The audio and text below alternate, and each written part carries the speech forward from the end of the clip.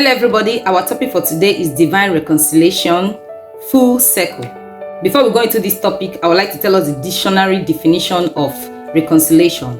In Webster's dictionary, is defined as to call back into union and friendship or favor after estrangement, as to reconcile men or parties that have been at variance. As usual, when studying some of these things, we like to explore the Greek or Hebrew or Greek and Hebrew definition of these words.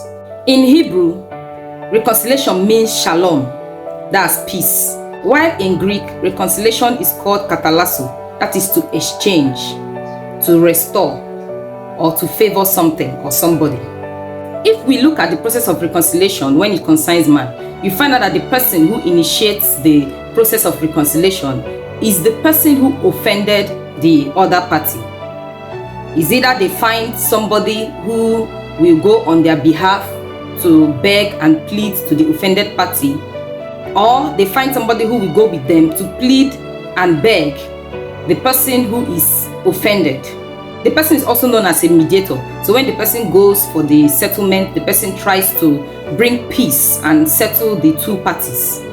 Even in the Old Testament, the atonement of sin was always initiated and done by the sinner through the presentation of a burnt sacrifice as an offering unto the Lord. Let's look at 2 Chronicles chapter 29 verse 24, and it says, "The priests then slaughtered the goats and presented their blood on the altar for a sin offering to atone for all Israel, because the king had ordered the burnt offering and the sin offering for all Israel."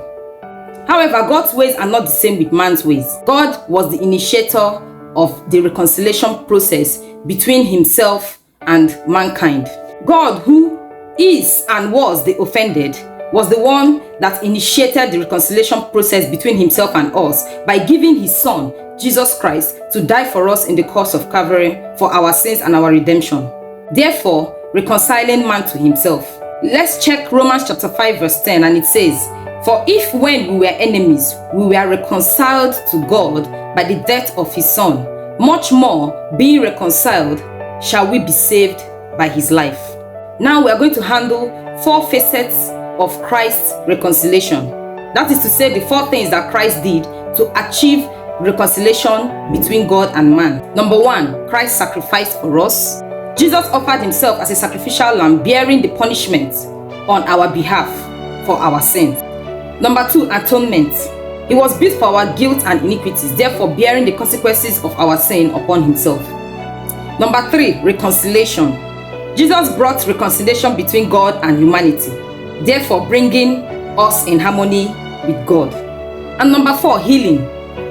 By his stripes, by his wounds, we were healed and made whole.